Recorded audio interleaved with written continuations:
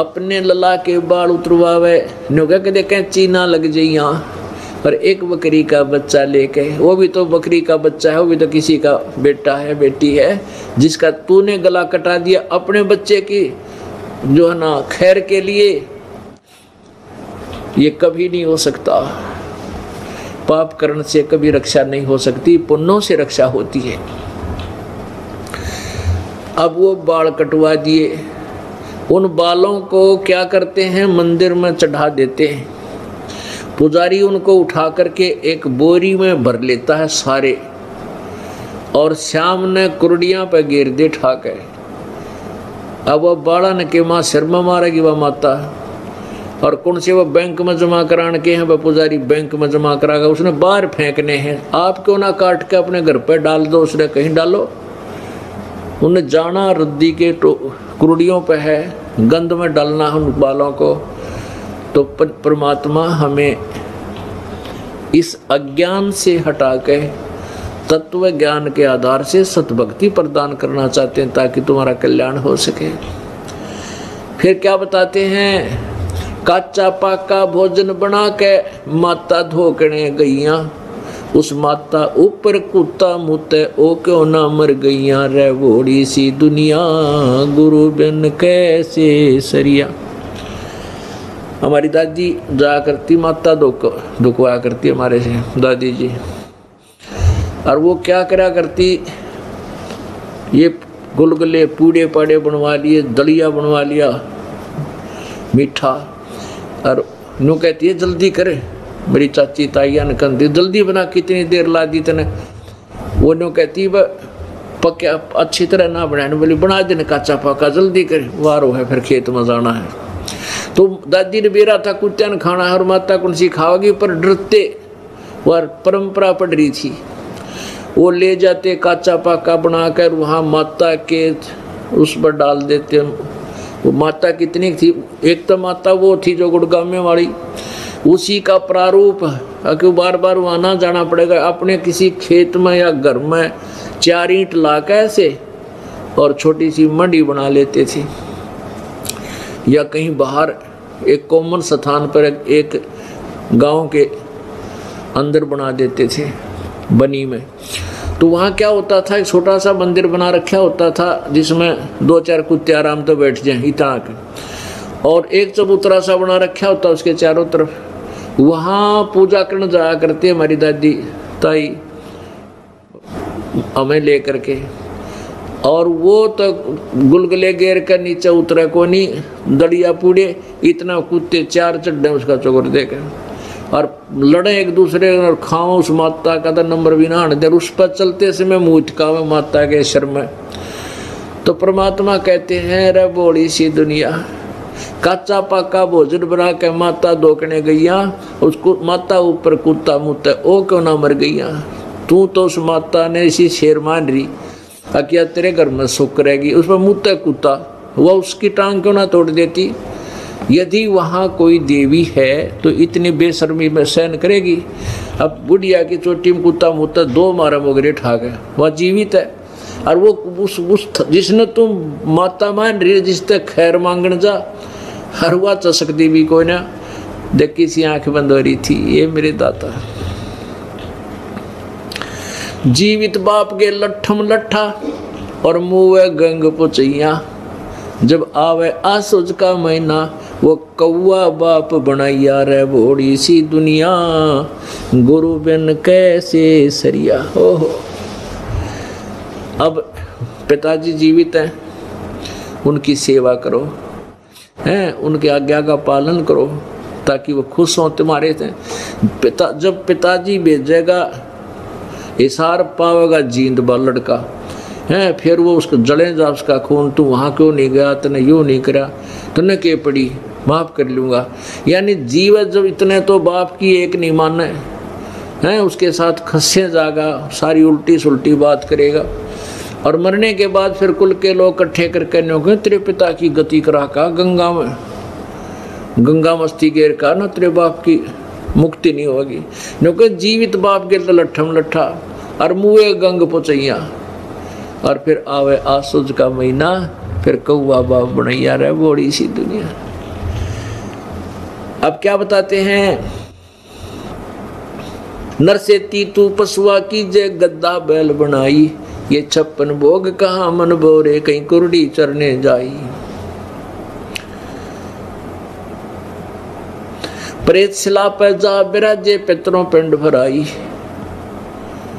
बहुर श्राद्ध खान को आए काग भये कल माही।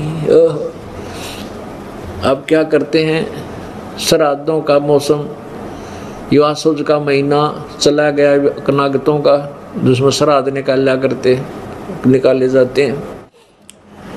16 दिन सिलेक्ट कर रखे हैं। उन 16 दिन आसोज में, आसोज की अमावस्या से लेकर पूर्णमासी तक ये 16 दिन सिलेक्ट कर रखे हैं। और जिस दिन भी कोई पिताजी की मृत्यु हुई है, भाई प्रथमा को, द्वितीया को, तृतीया को, चतुर्थी को या पांचम, छठ को, आठम को, जिस दिन भी, तो इन 16 दिनों के अंदर उसी दिन उस पिता के श्राद्ध निकाल दो, तो क्या हो जाएगा कि पिता की गति हो जाएगी। पहले तो पिंड भरवावें कि इसका गया में जाकर पिंड भरवा का हो ताकि इसकी गति हो जाए, पिंड भरवा दिया। फिर कहीं श्राद्ध निकालो, प्रेत शिला पर जा बिराजे पितरों पिंड भराई। न्यों गए पितर के पिंड भरा दिए, ये वो प्रेत शिला पर चला गया। बता के कला टूट गया, भूत है तो भूत ही तो रहा, प्रेत शिला पर बैठ गया। फिर क्या कहते हैं कि आसुज के महीने में जब श्राद्ध निकालते हैं, उसका एक दिन वो गुरुजी आएगा, बढ़िया खीर हलवा पूरी बनवाएगा और बनवा के सबसे पहले छत पर रखेगा और कहेगा देखना ऊपर रख दो। अब तो रखते ही कौवा आवेगा और कौवा उसको उनके मोहन भोग को खाएगा। तो फिर गुरुजी क्या कहेगा, अगर देख लग गया तेरे पिता को भोग, के बेरा हो सकता कौवा ही बन गया हो। अरे तेरा गजब हो। अब कहाँ से पिता की गति कराने लगे थे, पहले अस्थि उठाओ, पिता की गति हो गया, गंगा में डाल काओ, फिर 13वीं बनाओ, 13वीं करो, किस लिए पिता की गति हो जाएगी, फिर महीना करो, फिर 6 माही करो और फिर वर्षी करो, किस लिए, पिता की गति करने के लिए। और फिर पिंड भरवाओ, फिर श्राद्ध निकालो, किस लिए, पिता की गति करने के। अरे वो पिता कौवा बना दिया कि हो सकता तेरा पिता कौवा बन गया हो, देख लाग गया ना भोग, और हम राजी होते हो ठीक है, कौवे ने भोग लगा दिया, पिताजी ने भोग लग गया। अरे तेरा गजब भैया। जीवित बाप के लट्ठम लट्ठा मुआ गंग पुचैया, जब आवे आसोज का महीना, वो कौवा बाप बनाया रे भोड़ी सी दुनिया, सतगुरु बिन कैसे सरिया। आसोज के महीने में कौवा बाप बना, वो बाप कौवा बना कर छोड़ दिया गति करान वालों ने। अब क्या बताते हैं, जय सतगुरु की संगत करते ये सकल कर्म कट जाई। जय सतगुरु की संगत करते सकल कर्म कट जाई, अमरपुरी पर आसन होते जहां धूप ना छाई। जय सतगुरु की संगत करते यानी परम संत तत्वदर्शी संत तुझे मिल जाता, ये सारे झंझट मिट जाते और अमरपुरी में तेरा ठिकाना होता सतलोक के अंदर। गीता जी अध्याय नंबर 18 के श्लोक नंबर 62 में कहा कि अर्जुन तू सर्वभाव से उस परमेश्वर की शरण में जा जिसकी कृपा से तू परम शांति और शाश्वत स्थान अमरपुरी, अमर स्थान, अमर लोक, अमरपुरी पर आसन होते जहां धूप ना छाई, जहां तुझे कोई कष्ट नहीं था वहां तेरा ठिकाना बनता। अब क्या बताते हैं, ये सारी कुछ कहानी सुनाकर परमात्मा हमें के याद दिलाना चाहते हैं कि जो साधनाएं आप करते हो, प्रथम तो आप राम नाम लेते नहीं, इच्छा ही को ना बनती किसी की, और कोई पुण्यात्मा पूर्व संस्कार से कहीं भक्ति की तरफ लगती है तो उसको दिशा ठीक नहीं मिलती, वो अपने मनुष्य जीवन को बर्बाद करके चला जाता है। और जब साधना हमें मिलती है परमात्मा की, तो फिर हमें सर्व सुख प्राप्त होते हैं, हमारा मोक्ष हो जाता है। अब जैसे हम ये श्राद्ध निकालते हैं, तो श्राद्ध कहाँ से लिए? हमने अपने पुराणों से हमने श्राद्ध निकालने का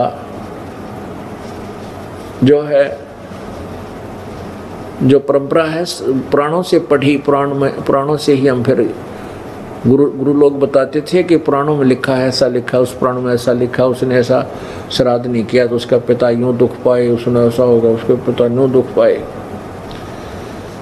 पुण्यात्माओं,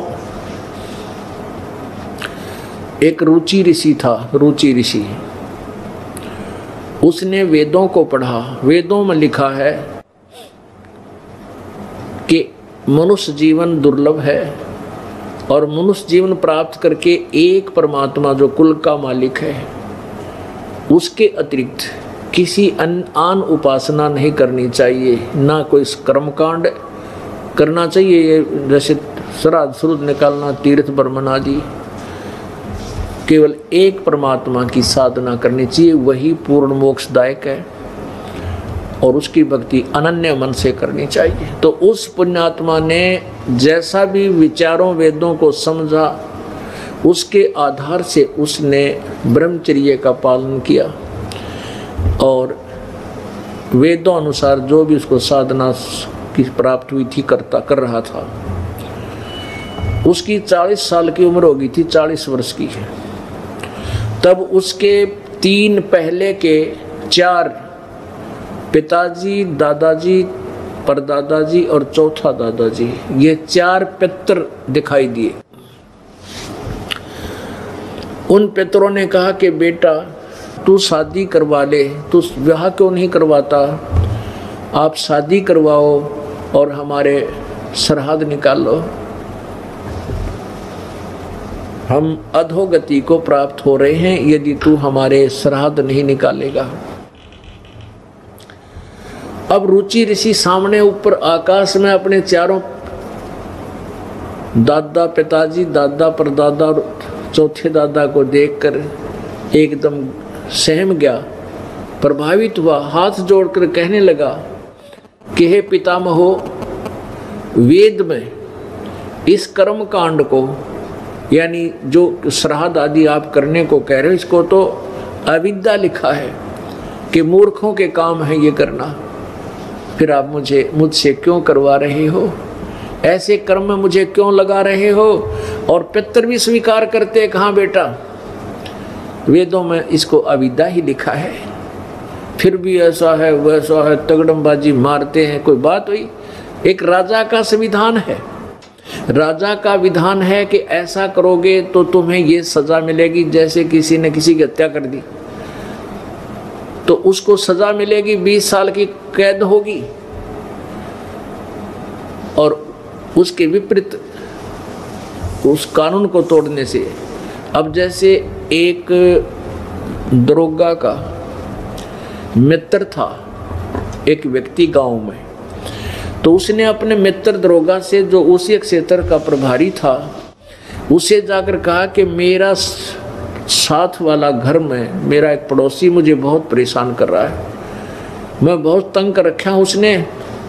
तो उस दरोगा जी ने कहा उसके मित्र ने कि तू मार उसका लठ, माफ देख लूँगा। अब दरोगा जी के आदेश का पालन करते हुए उस व्यक्ति ने आकर अपने पड़ोसी के झगड़ा ठान लिया और लट्ठम लट्ठा हो गया। उसका सिर में चोट लगने से वो पड़ोसी मर गया।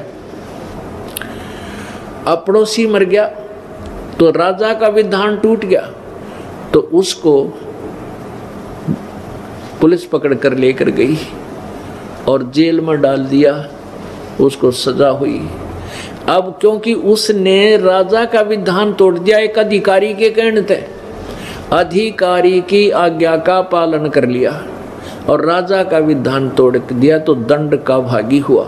इसी प्रकार हमारे वेदों और गीता जी में परमात्मा का विधान है, उसके अनुसार साधना हमने करनी है, उसके विपरीत नहीं करनी चाहिए। यदि उसके विपरीत कोई देव है, चाहे ब्रह्मा है, चाहे विष्णु है, चाहे शिव है, या कोई और ऋषि है, महर्षि है, कोई आज्ञा करता है उस परमात्मा के विधान के विपरीत कोई साधना करने को, तो वो शास्त्र विधि विरुद्ध साधना है। और गीता जी अध्याय नंबर 16 के श्लोक नंबर 23 में लिखा है कि शास्त्र विधि को त्याग कर जो मनमाना आचरण करते हैं, वो मनमानी पूजा करते हैं, ना उनकी कोई गति होती है, ना कार्य कोई सिद्धि होती है, ना उनका कोई सुख प्राप्त होता है, उनको व्यर्थ होता है। पितर खुद स्वीकार कर रहे हैं कि जो भी आप क्रिया कह रहे हो वेदों में इसको अविद्या बताया है, और स्वयं कह रहे हैं कि पुत्र फिर भी ऐसा है ना, पितर ये दे देते हैं, पितर वो दे देते हैं, तो वो आदेश पितरों का है। विष्णु पुराण के अंदर यहाँ तक प्रमाण लिखा है कि श्राद्ध निकालने के लिए ब्राह्मण बुलाने चाहिए, जैसे पितरों के लिए तो इवन नंबर, और देवताओं के लिए ऑड नंबर है। फिर उसमें आगे बताया है कि यदि 1000 ब्राह्मण बुलाए गए हों श्राद्ध निकालते समय,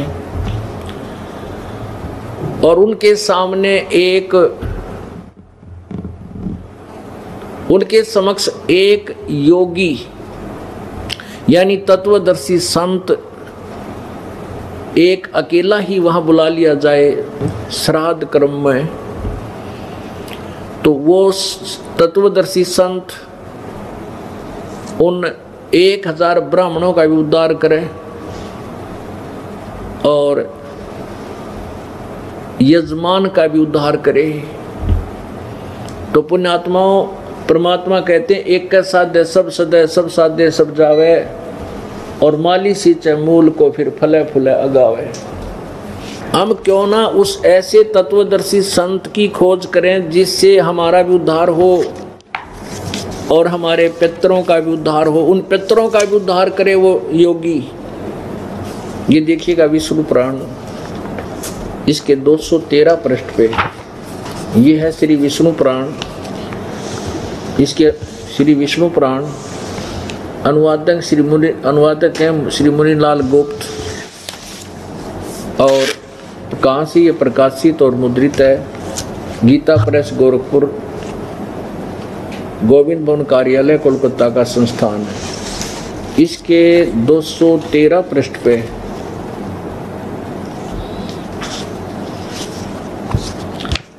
ये देखिएगा, पृष्ठ नंबर 213 और तृतीय अंश, अध्याय नंबर 15 और 16, ये 16 में है। अध्याय नंबर 15 के लास्ट में है कि हे भोपाल, पितर गण का आधार चंद्रमा है और चंद्रमा का आधार योग है, इसलिए श्राद्ध में योगी जन को नियुक्त करना अति उत्तम है। हे राजन, यदि श्राद्ध भोजी 1000 ब्राह्मणों के सम्मुख एक योगी भी हो तो वह यजमान सहित उन सब का उद्धार कर देता है। अब फिर हम क्यों डले डोवा, इधर ब्राह्मण बुलावा, इधर तो फिर 4 बुलाओ, 2 बुलाओ, 10 बुलाओ, तो क्यों ना हम एक ही तत्वदर्शी संत की शरण ग्रहण करें जो ब्राह्मणों का भी उद्धार कर दे और हमारा भी उद्धार करे। अब वो रुचि ऋषि की जो कथा है वो ये मार्कंडे पुराण के अंदर है, रुचि ऋषि की कथा। अब देखिएगा इसके 242 पृष्ठ पे ये मार्कंडे पुराण, ये है मार्कंडे पुराण, और ये गीता प्रेस गोरखपुर से प्रकाशित है। प्रकाशक एवं मुद्रक हैं गीता प्रेस गोरखपुर, गोविंद भवन कार्यालय कोलकाता का संस्थान। इसके 243 पृष्ठ पे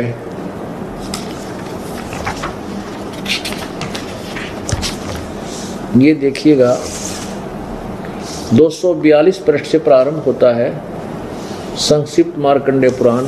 नीचे रोच्चे मुनि की उत्पत्ति कथा, रोच्चे मार्कंडेय जी कहते हैं, ब्राह्मण पूर्व काल की बात है, प्रजापति रुचि ममता और अहंकार से रहित इस पृथ्वी पर विचरते थे। उन्हें किसी से भय नहीं था, वे बहुत कम सोते थे। उन्होंने न तो अग्नि की स्थापना की थी, न अपने लिए घर ही बना रखा था। वे एक बार भोजन करते और बिना आश्रम के रहते थे। उन्हें सब प्रकार की आसक्तियों से रहित एवं मुनिवर्ती में रहते देखकर उनके पितरों ने उनसे कहा। पितर बोले, बेटा विवाह स्वर्ग और अपवर्ग का हेतु होने के कारण एक पुण्यमय कार्य है, उसे तुमने क्यों नहीं किया? गृहस्थ पुरुष समस्त देवताओं, पितरों, ऋषियों और अतिथियों की पूजा करके पुण्यमय लोकों को प्राप्त करता है। अब देखो, एक गृहस्थ पुरुष समस्त देवताओं, पितरों, ऋषियों और अतिथियों की पूजा करके पुण्यमय लोकों को प्राप्त करता है, मोक्ष नहीं। वह सभा के उच्चारण से देवताओं को शब्दा, शब्द से पितरों को तथा अन्नदान बलि वैश्वदेव आदि से भूत आदि प्राणियों एवं अतिथियों का उनका भाग समर्पित करता है। बेटा हम ऐसा मानते हैं, यानी फाइनल नहीं है, हम ऐसा मानते हैं कि गृहस्थ आश्रम को स्वीकार न करने पर तुम्हें इस जीवन में क्लेश पर क्लेश उठाना पड़ेगा और मृत्यु के बाद में और दूसरे जन्म में भी क्लेश ही भोगने पड़ेंगे। अब रुचि ने कहा पितरगण, परिग्रह मात्र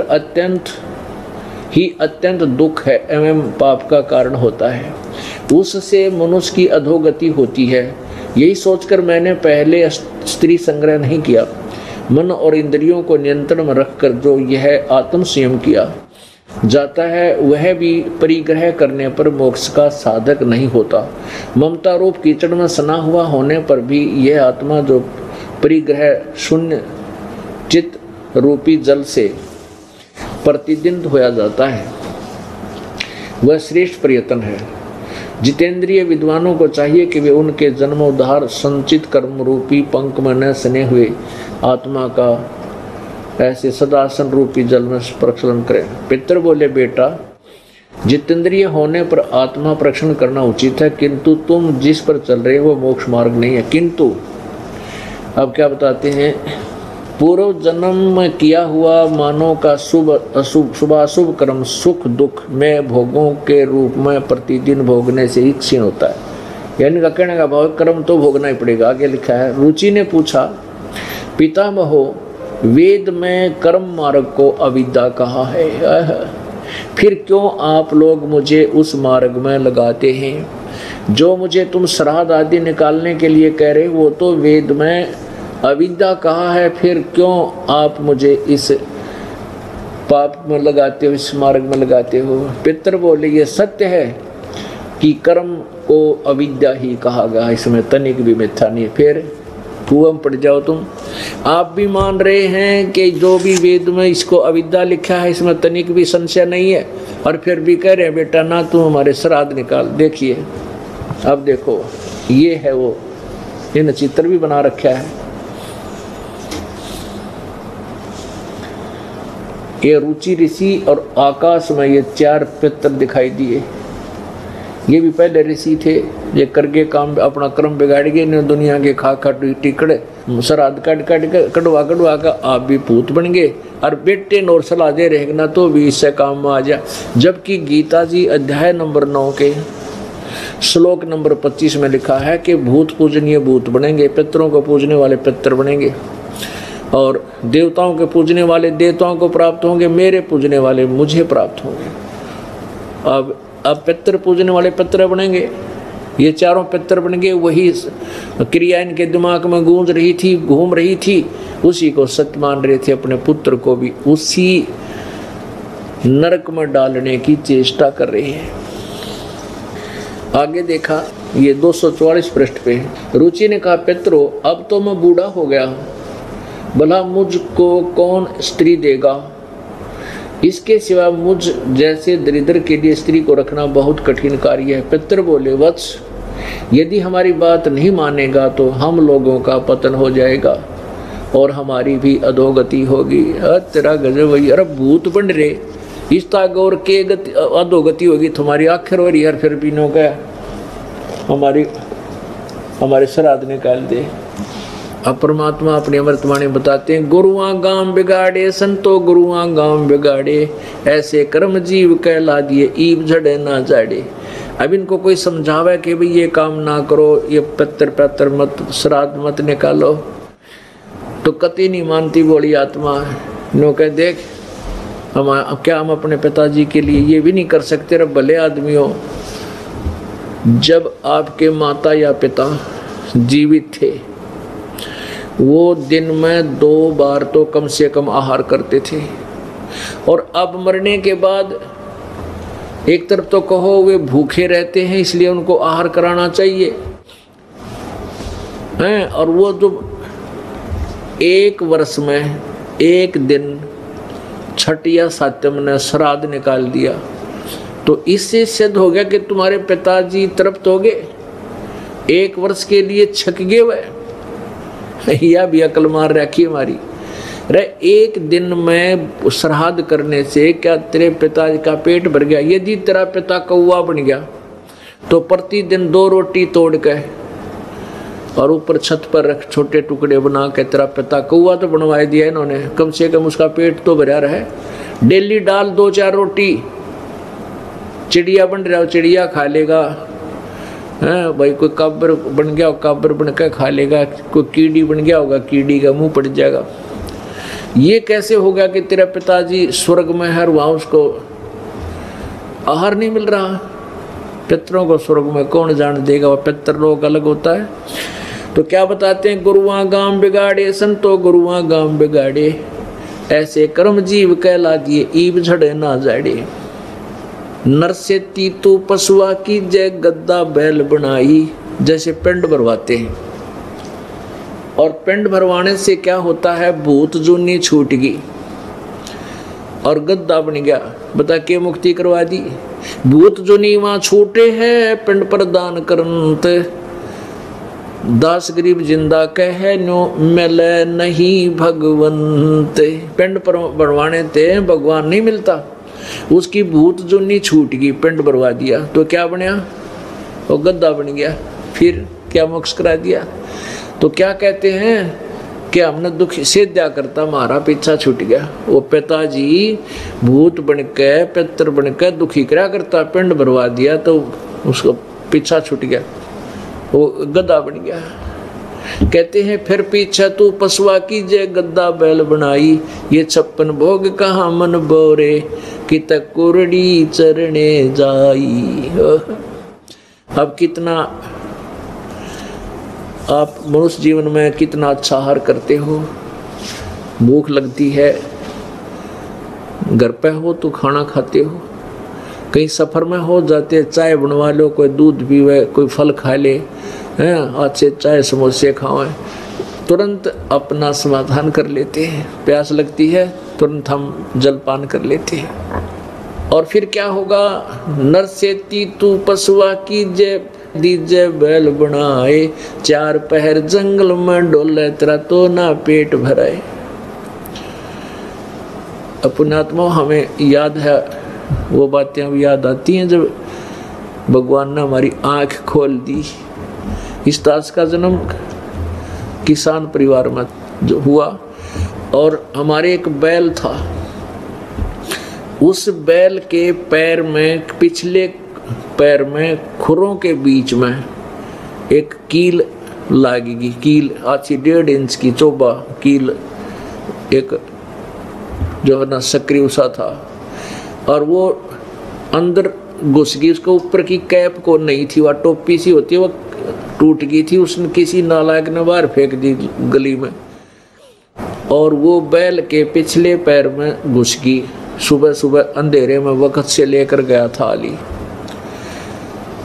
अब वो पैर में एकदम घुस लगी, जल्दी जल्दी कदम रखने से वो और अंदर चली गई।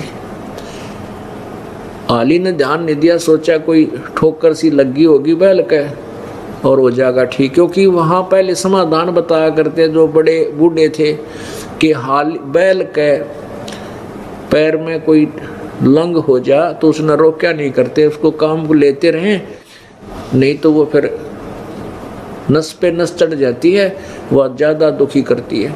इस दृष्टिकोण से हाली ने उसको चलते रखा, रुकने नहीं दिया। वो क्या हो गया कि चल चल के कंकर पत्थर लग के वह अंदर ठुक गई, बाहर भी दिखाई नहीं दे। और सारा दिन जैसे तैसे उस बैल को चलाया। शाम को वो 3 पैरों से चलकर आ रहा है, आते ही बैठ गया, ना चारा चरया ना जलपान किया, आंखों में पानी गिरे, सुबह उठा नहीं। अब सुबह तक उसके पैर में सोजिश आ गई, स्वेलिंग होगी, पूरा पैर सूज गया ऊपर घुटनों तो ऊपर तक। देसी वैद्य होया करते गांव में, कोई एक व्यक्ति बुलाया, पुराना बुजुर्ग सा, वो कहने लगा भाई इसके गोड्डे में घुटने में बाव आया हुआ है, और उस घुटने के ऊपर पट्टी बांधनी शुरू कर दी, गर्म कोई बनू के जैसे भी जड़ी बूटी, कील लगी है नीचे खुर में और ट्रीटमेंट हो रहा है घुटने का। अब वो बोल के नहीं बता सकता मेरे कहाँ चोट लगी है। और जब वो मनुष्य शरीर में था, धरती तो लिया करता, उसको सोचा भी नहीं होगा तेरे साथ ये बन जाएगी नालायक प्राणी परमात्मा की भक्ति के बिना। 1 महीने के बाद वो वैसे खुर देख लिए थे पहले, हाथ उठ मार के हमारे घर वालों ने भी, उस देसी वैद्य ने भी, लेकिन वो कील अंदर घुसी हुई थी, निशान भी नहीं था। पीड़ा इतनी जबरदस्त के बैल ना चारा तरह ना जल पीवे। 1 महीने के बाद वो कील जहाँ लगी थी वो पक के अपने आप फूट कर उसमें से मवाद निकलने लगा। फिर देखा एक बुलाया व्यक्ति एक चिमटी सी ले रहा था, वो नकचुंडी, उसके साथ सुना खुरच कर वो देखा, वो पकड़ के खींची, तरह गजब वही हो, या कील लगी थी बैल के पैर में। फिर वो बैल चारा चरण लगा, धीरे धीरे स्वस्थ हुआ। पुण्यात्माओं, अब ना तो वो ये बता सका मेरे कहाँ पीड़ा है, पीड़ा हो रही, पीड़ा थी खुरों के बीच में पैर में, और इलाज घुटने का, पट्टी वहाँ करने लग रही। तो हमारी वो दुर्गति होगी जो भक्ति नहीं करते। जब वो मानव शरीर में होगा तो कैसा आहार करता था, 56 भोग, कदे खीर बना लो, आज हलवा बना लो, 2 सब्जी बनाकर खाता था। और अब क्या खाता है, कांदे जुआ जोते कुआ कोंदों का बुस खावे। पहले क्या करते थे कि बैल को एक रहट में जोड़ देते थे, रहट होता है सिंचाई करने के लिए, कुएं से जल निकालते थे, और उस कुएं वाले एक कोल्लू की तरह बैल जोत दिया जाता था, वो चलता रहता, पानी खेतों में जाता रहता। तो उसको सुबह जोत देते थे, दोपहर को 1 घंटा रेस्ट देते थे, उसके लिए सूखा आहार, तूड़ा, भूस, जौ का भूस इतना बेकार होता है, उसको पशु खाता नहीं। पहले गेहूं नहीं होते थे, बहुत कम होते थे, ऐसे ही जौ वगैरह हो जाते थे, तो उसके भूस को तो खाते समय उसके वो होते कांटे से होया करे, तुस बोलते हैं उनको, और वो खावर उसके मुंह में फंसे और वो आँखों में का पानी पड़ा, लेकिन भूख लग रही, वो खाना पड़ता था। तो वो दुर्गति नारी सुबह हाली क्या करता है, सुबह जोड़ देता बैल में, बैल को 2 पैर को जल पिलाता है, फिर सारा दिन काम लेता, शाम को चलते समय 1 बार जल पिलाया करते थे, चाहे उसने प्यास लगो चाहे भूखा मरो। अब वो बोल के नहीं बता सकता, ना कोई अग्रम मगरम कर सकता। अब तो आप आते हो सत्संग में, आधे तो लटके ले रहे होंगे, लटके बैठे बैठे भी, और भूल जाते हो कि पशु बन जाने के बाद कोई नहीं बैठने देगा, कड़ में लठ लगेगा और हाथ में रस्सा होगा दड़ी के, उस बैल बन के। तो इन दुखों को याद करके घना डरना पड़ेगा, अपने बहुत ज़्यादा भय बनाना पड़ेगा। ये सब ज्ञान सुनाने का उद्देश्य है कि सच्चाई से परिचित हो, और सच्चाई से परिचित होकर आपके दिल में डर बने और भय बिन भक्ति नहीं हो सकती। एक व्यक्ति क्या कह रहा था, जो भगवान से दूर होते हैं, ऐसे चर्चा चलती थी, तो एक कहने लगा ये तो ना वैसे डराने के लिए कह रखा है, बोल रखी है वाणियाँ। कहते हैं संत के भाई तो फिर गधा बन जाएगा, कुत्ता बन जाएगा, है नो दुख होगा। ऐसा कुछ नहीं होता, मनुष्य तो मनुष्य ही रहेंगे, कुत्ते कुत्ते बना करते हैं। अरे वाह भले आदमी।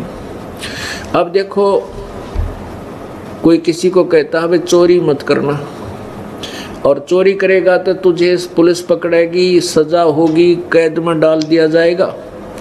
अब कोई न्यू कहे कि ये तो वैसे डराने के लिए कह रहा है तुझे। पुण्यात्मा, इसमें डर भी है और सच्चाई भी है। यदि वो डर गया तो बुराई से बचेगा, बुराई से बचेगा तो दंड से बचेगा। इसी प्रकार ये सत्य है जो आपको बताया जाता है, और इस सत्य को आप सत्य मानकर इसको डरोगे और भक्ति करोगे तो आने वाली आपदाओं से आप बच जाओगे और परमात्मा प्राप्ति होगी। बोलो सतगुरुदेव। परमपिता परमात्मा कबीर देव, कबीर प्रभु, अल्लाह, कबीर,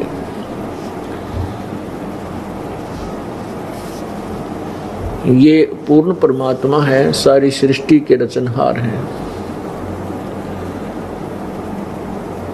और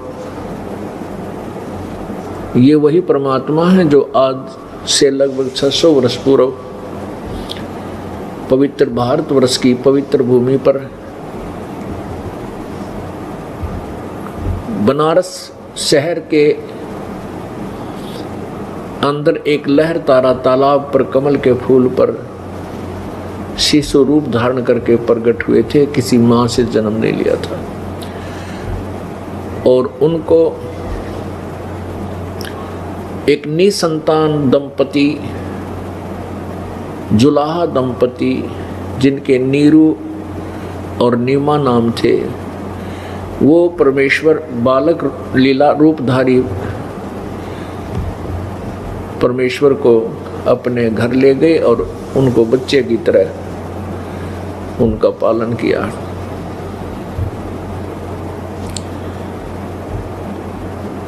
पुण्यात्माओं, कई शंकाएं हो जाती हैं कि एक तरफ तो हम भगवान परमेश्वर कबीर देव को सबका पालनहार कहते हैं, और फिर उनका पालन किया एक जुलाहे ने। यही बात बिगड़ी हुई है कि हम परमात्मा की महिमा से अपरिचित हैं और परमेश्वर कबीर देव जी की लीला से हम पूर्ण रूप से अनभिज्ञ हैं।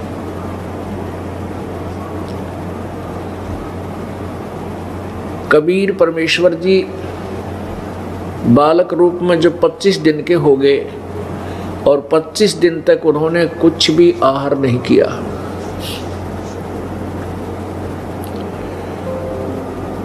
माता पिता, मुंह बोले माता पिता, नीरू और नीमा जो जुलाहे थे, वो बहुत चिंतित हुए और भक्तमती नीमा का विशेष प्रेम, विशेष लगाव पुत्रवत, पुत्र की तरह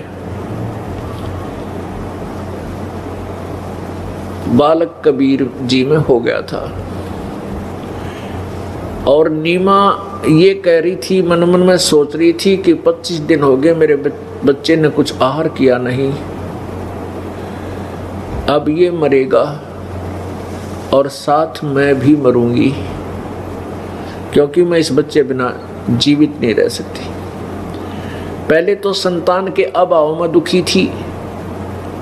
इतने वर्ष शादी को हो गए थे, बहुत वर्ष, 15-20 वर्ष कोई संतान हुई नहीं थी। अब परमात्मा ने छप्पर पाड़ा था, कमल के फूल पर बालक मिला। अब इस बच्चे में मेरी इतनी ममता होगी है कि मैं इसके बिना जीवित नहीं रह पाऊंगी। इतना विचार कर रही थी और रो रही थी। उसी समय अपनी शिवपुरी से, शिवलोक से भगवान शिव जी आए और एक संत फकीर, एक संत का रूप धारण किया, फकीर का। और वो आकर कहने लगे, माई तू क्यों रो रही है? तब नीमा ने कहा कि मेरी विपदा को सुनकर आप भी रोने लग जाओगे महात्मा, मत सुनो मेरी गाथा को। भगवान शिव जी ने कहा फकीर रूप में, साधु रूप में, कि माई ये कहते हैं कि किसी को अपना दुख बता दे तो हल्का हो जाता है। मैं कुछ ना कर सकूंगा, कम से कम तेरा दुख तो हल्का कर दूंगा। तब नीमा ने रोते हुए बताया कि स्वामी हमारे पहले कोई संतान नहीं थी, और मेरे एक दिन मैंने विशेष अर्ज की थी अपने भगवान शिव जी से। उसी दिन उसने मेरी झोली भर दी। लहर तारा तालाब के ऊपर एक कमल के फूल पर मुझे ये बालक पर प्राप्त हुआ। अब कारण क्या था कि वो मुसलमान दुल्हे थे, नीरू और नीमा, और फिर भी भगवान शिव को विशेष रूप से पूजती थी वो नीमा, नीरू और नीमा, अंदर ही अंदर। क्योंकि कुछ ही वर्ष पहले उनको हिंदुओं से मुसलमान बनाया गया था। नीरू और नीमा इनके नाम थे। नीरू का नाम था गौरी शंकर और नीमा का नाम था सरस्वती। ये दोनों ब्राह्मण थे और भगवान शिव के बहुत ही अच्छे श्रद्धालु भक्त थे। शिव पुराण की कथा करते थे और निस्वार्थ करते थे, कोई विशेष पाखंड आडंबर नहीं करते थे। जो स्वेच्छा से कोई दान कर जाता था उससे उनका निर्वाह चल रहा था, और जो पैसा बच जाता था उसको फिर ये धर्म पुण्य में लगा देते थे, संग्रह संचन नहीं करते थे। जिस कारण से आसपास की उस क्षेत्र में, कॉलोनी में अन्य जो नकली ब्राह्मण थे, स्वार्थी थे, जो पैसे के लिए ही सारा कुछ दुनिया को गुमराह करते थे, श्राद्ध श्रुद्ध निकलवाते थे, पिंड भरवाते थे, वो उनकी महिमा घटती जा रही थी और गौरी शंकर और सरस्वती की महिमा उस कॉलोनी में बढ़ रही थी। तो वो ब्राह्मण, हिंदू ब्राह्मण उनसे ईर्षा रखते थे। उधर से मुसलमान दाव लगाए रहते थे कि हिंदुओं को मुसलमान बनाया जाए। जब उन मुसलमानों को ये पता लगा, काजी पीरों को, कि इस गौरी शंकर और सरस्वती का कोई ब्राह्मण साथी नहीं है, तो उन्होंने जबरदस्ती उनको मुसलमान बना दिया था। और जो स्वार्थी ब्राह्मण थे उन्होंने डंडोरा पीट दिया था कि ये मुसलमान बन गए हैं, इनको जाति से निकाल दिया है, इनका गंगा में स्नान करना बंद है, इनसे कोई हिंदू संबंध ना रखे। तो उसके बाद उन्होंने क्या सोचा कि अब क्या कार्य करें। पहले तो पूजा जो आती थी उससे निर्वाह हो रहा था, कथा करके जो पैसा आता था। तब उन्होंने विचार विमर्श करके जुलाहे का काम शुरू कर दिया था 10-15 वर्ष पहले, यानी परमात्मा प्राप्ति से 10-15 वर्ष पहले, जब वो मुसलमान बना दिए गए थे। अब वो जुलाहे का कार्य करने से जुलाहा कहलाए, लेकिन हृदय से परमात्मा यानी भगवान शिव जी की चाह न्यों की न्यों बनी हुई थी। ऊपर दिखावा नहीं करते थे पर अंदर से उसी की साधना करते थे। इसलिए भगवान शिव जी कहते हैं, जो जाकी शरणा बसे ताको ताकी लाज, और जल सोही मछली चढ़ जाइए बह जाते गजराज। पुणात्माओं, जो व्यक्ति जिस भी देव की, जिस भी प्रभु की साधना करता है, उसके आश्रित है, वो उसको दिल खोल कर राहत देता है जितनी उसकी समर्थता है। जो जाकी शरणा बसे ताको ताकी लाज, और जल सोही मछली चढ़ जाए वो बह जाते गजराज। अब जैसे जल और मछली का जल से विशेष प्रेम होता है, पूर्ण रूप से आश्रित होती है, तो जल भी उस अपने आश्रित मछली को स्वतंत्रता दे देता है, पूरी छूट दे देता है। अब जैसे ऊपर से जल गिर रहा हो नीचे 20-30 फुट, और वहां से पानी गिरकर ऐसे इतना तेज फाल होता है कि गजराज बोलते हैं हाथियों के राजा, बहुत तगड़े हाथी को भी बहा ले जावे, वो इतना तेज बहाव होता है ऊपर से गिर रहे पानी का। और मछली नीचे से ऐसे ऐसे करती करती ऊपर पहुंच जाती है उस बहाव, उस पानी के बहाव के विपरीत।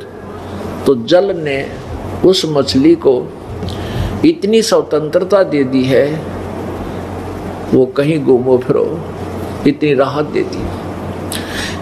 इसलिए बताते हैं कि जो जाकी सरना बसे, ताको ताकी लाज, और जल सोही मछली चढ़ जा, और बह जाते गजराज। गज माने हाथी, गजराज माने हाथियों का राजा, यानी सबसे तगड़ा मजबूत बहुत भारी हाथी को भी वो पानी बहा ले जाता, लेकिन मछली ऊपर चढ़ जाती है। अब जिसने जैसे ही विचार कीजिए, किसी ने किसी तहसीलदार से मित्रता कर रखी है। अब तहसीलदार साहब उस अपने कार्य क्षेत्र में अपने मित्र को पूरी राहत दे देता है। उसका मित्र वहां जाता है, अपने ऑफिस में बैठाएगा, चाय पानी पिलावेगा, और वहीं बैठे सारे काम उसके जो होने के हैं, जो जायज़ हैं, जो कर सकता है, वहीं बैठकर कर देगा। और नहीं तो रजिस्ट्री कराने के लिए कभी अर्जी नसीब न ढूंढो, कितना को नंबरदार ढूंढ के लाओ, फलाना करो, या ना जाने कितना समय लग जाए, होता हो ना भी हो उस दिन। तो इतनी राहत उस मित्र को दे दी क्योंकि वो उसका खास था। किसका? तहसीलदार का। ऐसे ही कोई डीसी का मित्र है तो डीसी अपने सत्र की जो राहत है वहां को चेयर पर बैठा कर दे देगा उसको। और वैसे डीसी के साहब के ऑफिस में हिम्मत भी कोई ना किसी के जान की। और किसी की मंत्री से मित्रता है तो मंत्री जी के पास सीधा बढ़ जाएगा जाते ही, और वहीं बैठ के अपने सत्र के काम वो तुरंत अपने मित्र के कर देगा। ऐसे ही मुख्यमंत्री, ऐसे ही प्रधानमंत्री। अब जो जाकी सरना बसे, और ताको ताकी लाज, जल सोही मछली चढ़ जाए, ये वह जाते गजराज। तो ऐसे ही जिसने जिस भी देव की, भगवान की पूजा की है, जिस पर वो आश्रित है, तो वो भगवान, वो प्रभु, वो स्वामी अपने सत्र का लाभ अपने उपासक को अवश्य दे देता है, जितनी उसकी क्षमता है। और उसके दुख में भी दुखी होता है। तो भगवान शंकर वहां आए, उन्होंने सारी कथा जानी, फिर कहा कहाँ है तेरा बेटा? नीमा से कहा तेरा पुत्र कहाँ है? नीमा ने बताया कि स्वामी जी 25 दिन हो गए मेरे बच्चे ने कुछ आहार नहीं किया, और ये मरेगा साथ में भी, मैं भी मरूंगी, जी नहीं सकती इसके बिना, मेरा इसमें ना जाने क्यों इतना मोह बन गया। तो भगवान शंकर बोले वो बच्चा कहाँ माई मुझे दिखा। अब वो नीमा लाई उठा के, और भगवान शिव जो खड़े थे साधु रूप में, उनके चरणों में बच्चे को डालना चाहा, ऐसे उनके चरणों में उसने तो डाल ही दिया था। तो परमात्मा वहां के चरणों से ऊपर ही हाथ से उठे, जैसे न्यू डालना चाहे थी, हाथ से उठे और 5-6 फुट की ऊंचाई पर अपने आप दूर जाके ऐसे स्थिर हो गए बच्चे। तब भगवान शिव ने ऐसे किया, परमात्मा उनके हाथों में आ गई।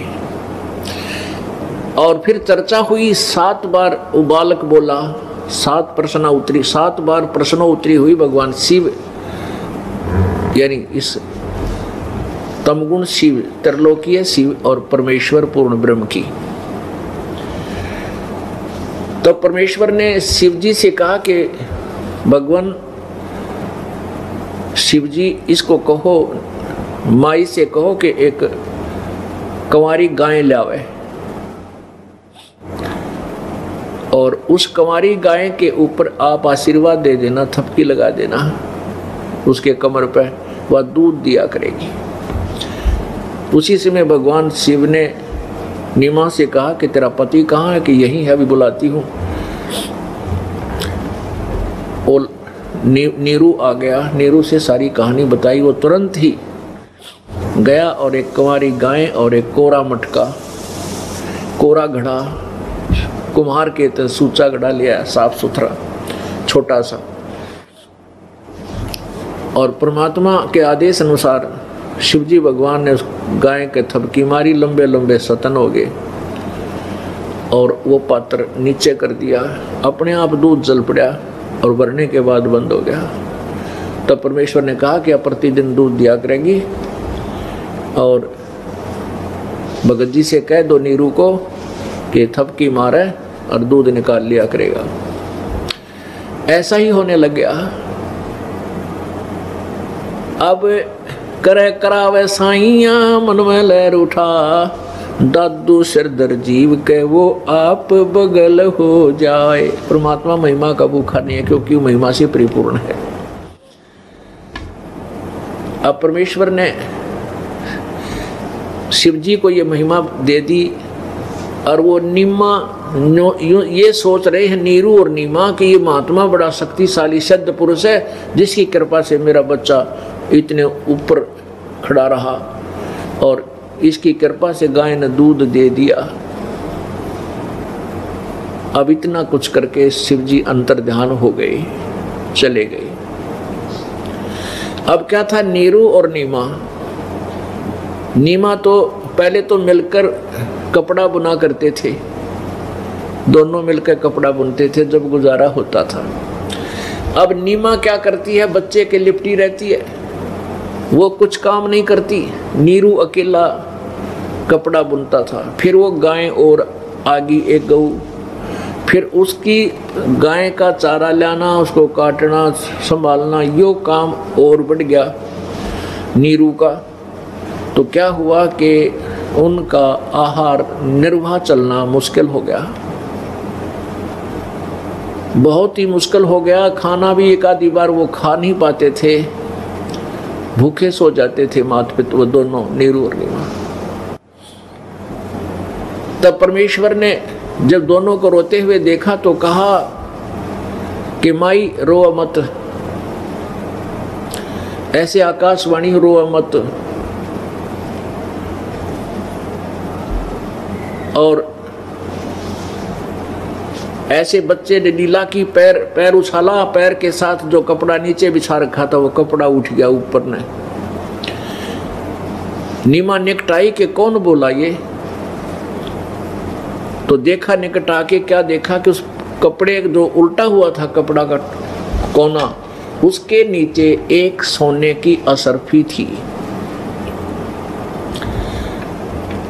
अब परमेश्वर ने वो कहा कि माई ये प्रतिदिन एक असरफी मिलेगी तुम्हें, किसी को बताना नहीं है। जिस दिन तुम किसी को बता दोगे ये तुम्हें प्राप्त होना बंद हो जाएगी। और इसको अपना जितना तुम्हें आहार चाहिए आहार के लिए रखो, बाकी धर्म में लगाते रहना। अब नीमा ने अपने पति से बताया, ये बालक क्या, ये तो कोई भगवान बच्चा आ गया हमारे घर में, कोई देवता ने जन्म, देवता ही अवतरित है कि ऐसे ऐसे हुआ। कहने का भाव है ये है कि उनका गुजारा शुरू हो गया। और कुछ वर्षों के बाद उसने नीमा ने अपनी एक पड़ोसन से जिक्र कर दिया कि ऐसे ऐसे हमारा ऐसा बेटा पैदा हुआ है और देख हमारे प्रतिदिन एक असरफी सोने की आती है। अगले दिन असरफी नहीं मिली। तब तक परमात्मा कबीर जी छोटी ही आयु में, 5-6 वर्ष की आयु में कपड़ा बुनने लगे थे, अपने पिता का सहयोग देने लगे थे। कहने का भाव ये है कि पुण्यात्माओं, जैसे ये दास पहले भी आपको बताता रहता था, यही कथाएं परमात्मा की महिमा में 600 वर्ष पहले लिखी हुई थी। और अब इन वेदों ने सेकंड कर दिया, समर्थन दे दिया कि सचमुच जब वो परमेश्वर शिशु रूप धार कर यहाँ आता है, उसकी परमेश्वर की परवरिश की लीला कुंवारी गायों से होती है। ये वेदों का के अंदर जो प्रमाण है ये दास ने बहुत वर्षों बाद देखे और ज्यों के त्यों मिले। तो इससे परमेश्वर की पहचान होगी हमें कि सचमुच ये काशी में जो दानक रूप से आए थे परमात्मा, ये वो पूर्ण परमात्मा है, सारी सृष्टि के रचनहार। अब हम क्या कहेंगे कि नीमा ने कबीर परमेश्वर की परवरिश की या कबीर परमेश्वर ने नीरू और नीमा की? कुंवारी गाय ने दूध दिया, पूरा परिवार पिया करता था, सतलोक से दूध आया करता उस पवित्र पशु गाय के अंदर, और वो स्वर्ण सर्फी सतलोक से आती थी प्रतिदिन, जिससे उनका निर्वाह चलता था। सारे ब्रह्मांडों का पालनहार वो कबीर परमेश्वर है।